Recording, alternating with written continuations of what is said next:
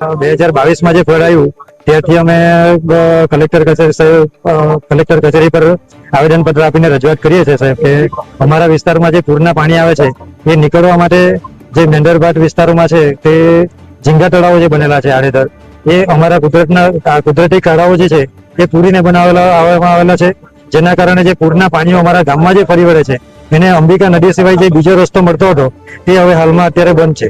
એના કારણે પૂરના પાણી છે અમારા ગામોમાં વધારે પડતા આવે છે અને અત્યારે 2026 અત્યારે જોયું છે કે અત્યાર સુધીનો રેકોર્ડ તોડીને બધા લગભગ ગામના દરેક ઘરોમાં 8 થી 10 ફૂટ જેટલું પાણી થયું છે.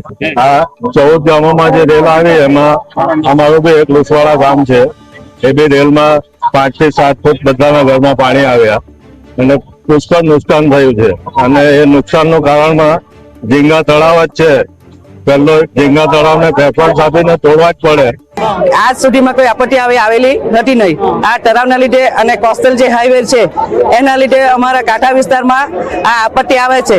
તો એનો કોસ્ટલ હાઈવે ના જે પોલ બનાવી આપે ને કોસ્ટલ હાઈવે દૂર કરે એવી અમારી માંગ, અને ઝીંગા તળાવ દૂર કરે અને અમારી રસ્તા નાળી જે આગળની ખાડી બળી છે બધી ખુલ્લી કરી આપે એવી માંગ સાથે આશા રાખીએ છીએ. जो लीगल जिनको परमिशंस दी गई हैं उनका भी सर्वे किया जाए, जो भी इंफ्रास्ट्रक्चर के प्रोजेक्ट सरकार कर रही है उनमें भी योग्य लेवल मेंटेन हो, ऐसी मॉनिटरिंग की जाए. इस तरह की कुछ मांगे मेरे समक्ष रखी गई हैं. मैं आप सबको ये अवगत कराना चाहता हूँ कि पूर्व में भी जिला प्रशासन ने जलालपुर में, मेंदर में इलीगल झींगा तालाबों पे प्रत्याशित कार्यवाही की है.